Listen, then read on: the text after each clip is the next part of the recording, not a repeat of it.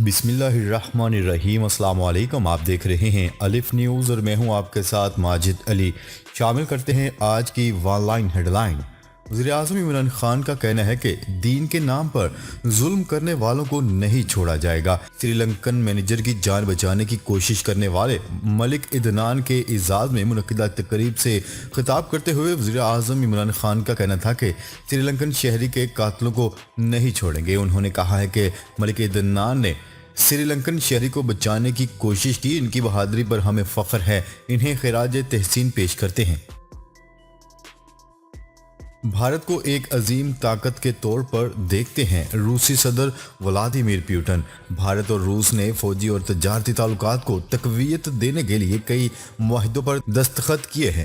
صدر Vladimir Putin اور وزیر اعظم نریندر مودی نے سن 2019 کے بعد پہلی مرتبہ نئی دہلی میں براہ راست ملاقات کی۔ روسی صدر ولادیمیر پوٹن نے نئی دہلی کے دورے کے موقع پر بھارت کو ایک عظیم طاقت قرار دیا ہے۔ بھارت کے امریکہ کے ساتھ قریبی تعلقات ہونے کے باوجود نئی دہلی حکومت نے ماسکو کے ساتھ کئی فوجی، توانائی اور تجارتی معاہدے طے کیے ہیں۔ ریاض پر حوثیوں کے حملوں کی کوشش ناکام، 3 بیلسٹک میزائل تباہ۔ سعودی ایئر ڈیفنس نے پیر کی شب ریاض پر حوثیوں کے حملوں کی کوشش ناکام بنا دی، 3 بیلسٹک میزائلوں کو راستے میں روک کر تباہ کر دیا۔ عرب اتحاد کا کہنا ہے کہ میزائل حملوں کے ذریعے شہری اور شہری اہداف کو نشانہ بنانے کی کوشش کی گئی ہے۔ وزارت دفاع نے اپنے ایک بیان میں کہا ہے کہ میزائلوں کے کچھ ٹکڑے رہائشی علاقے میں گرے، تاہم کوئی جانی نقصان نہیں ہوا۔ سعودی عرب پاکستانی ورکرز کے تحفظ اور تنازعات کے حل کا طریقہ کار طے۔ وزارت سمندر پار پاکستانیز کے ذیلی ادارے اوورسیز امپلائمنٹ کارپوریشن کا کہنا ہے کہ پاکستان اور سعودی عرب کے درمیان پاکستانی ورکرز کے حوالے سے ہونے والے نئے معاہدے سے سعودی لیبر مارکیٹ میں پیشہ ور ورکرز کی طلب کا اندازہ لگانے اور مالی معاملات میں بہتری لانے میں مدد ملے گی۔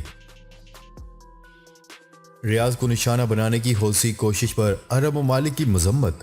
سعودی دارالحکومت ریاض کی شہری آبادی کو میزائل سے نشانہ بنانے کی حوثیوں کی کوشش پر متعدد عرب ممالک نے مذمتی بیانات جاری کر دیے۔ سعودی پریس ایجنسی کی رپورٹ کے مطابق بحرین، اردن، کویت اور جبوتی نے حوثی کوشش کو دہشت گردی قرار دے دیا۔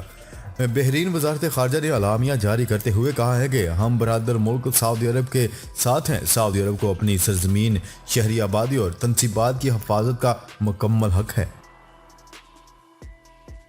عمان اور سعودی عرب کے درمیان 10 ارب ڈالرز کے معاہدے۔ سعودی ولی عہد شہزادہ محمد بن سلمان کے دورہ مسقط کے موقع پر سعودی عرب اور عمان کے درمیان متعدد شعبوں میں 13 معاہدے طے پا گئے، جن کی لاگت 10 ارب ڈالر سے زائد بتائی جا رہی ہے۔ نیوز رپورٹ کے مطابق عمان کے سرکاری ٹی وی چینل کا حوالہ دیتے ہوئے کہا گیا ہے کہ یہ معاہدے مکمل طور پر سلطنت عمان کی انویسٹمنٹ اتھارٹی کی کمپنیوں کے ساتھ طے پائے ہیں۔ اقوام متحدہ میں افغانستان کی نمائندگی کا فیصلہ ملتوی۔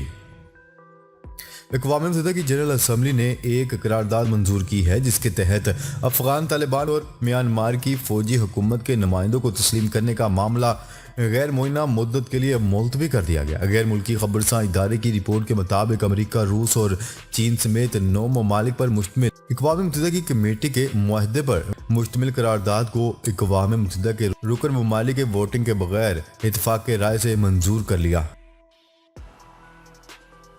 سقوط ڈھاکہ کے بعد روپے کی قدر میں دوسری بڑی کمی۔ رواں حکومت میں ڈالر کے مقابلے میں روپے کی قدر میں تاریخ کی دوسری بڑی کمی واقع ہوئی ہے اور یہ 54 روپے تک گر گیا۔ روپے کی قدر میں سب سے بڑی کمی سقوط ڈھاکہ کے موقع پر ہوئی تھی جب اس کی قدر 58% کم ہو گئی، جبکہ گزشتہ 40 ماہ میں پاکستانی کرنسی 30.5% گراوٹ کا شکار رہی۔ سابق صدر جنرل پرویز مشرف کے دور میں ڈالر 60 روپے، پیپلز پارٹی کے دور میں 90 روپے کے گرد رہا، جبکہ نون لیگ کے دور میں 123 روپے تک پہنچ گیا۔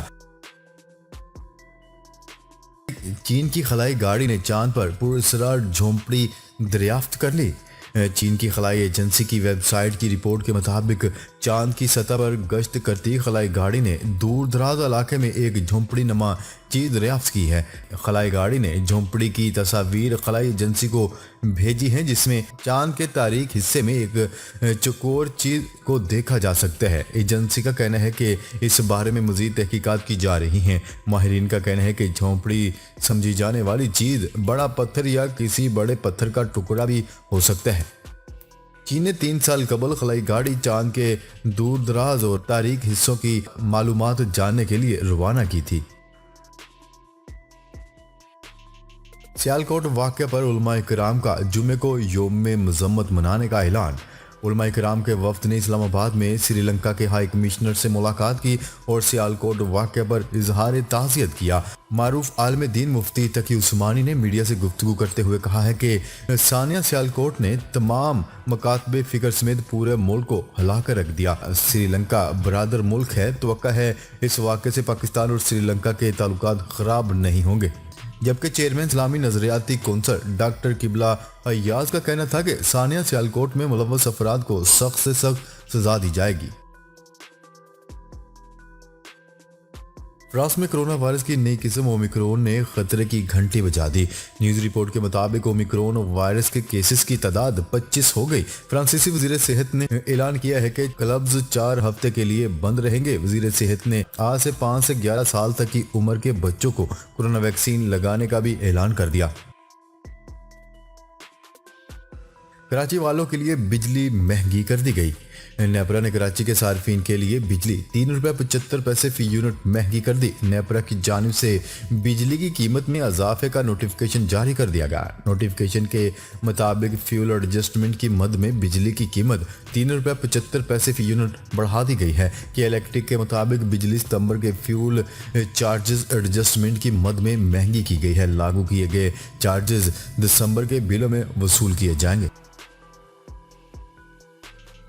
وفاقی حکومت نے گلگت بلتستان کے سابق چیف جج رانا شمیم کا نام ECL میں ڈالنے کا فیصلہ کر لیا۔ ایڈوکیٹ جنرل اسلام آباد نے چیف کمشنر کو خط لکھ دیا۔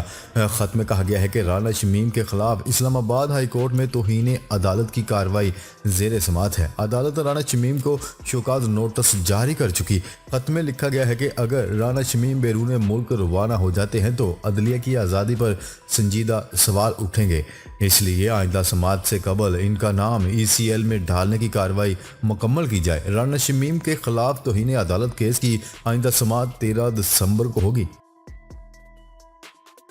ایک دن میں 900 ملازمین برطرف۔ امریکہ میں کمپنی کے مالک نے ایک زوم کال پر 900 ملازمین کو نوکری سے فارغ کر دیا، جس کے بعد اسے سخت تنقید کا سامنا ہے۔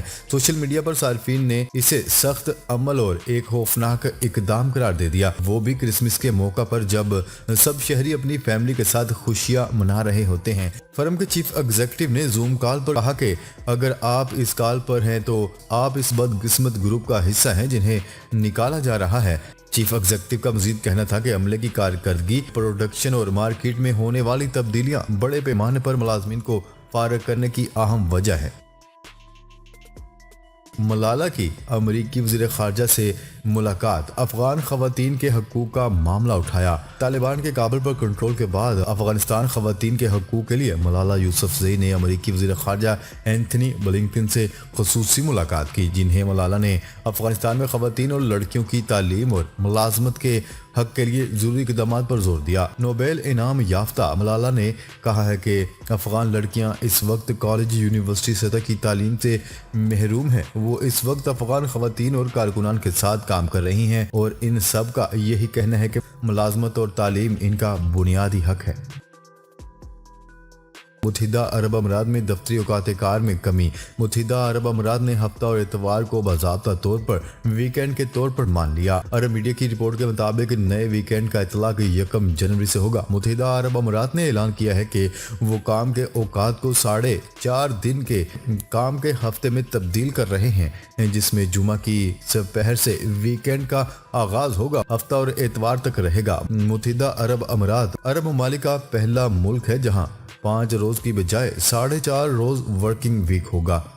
ناظرین، اب تک کے لیے اتنا ہی۔ مزید خبریں لے کر بہت جلد آپ کی خدمت میں حاضر ہوں گے۔ تب تک کے لیے اپنا خیال رکھیے گا۔ اللہ نگہبان۔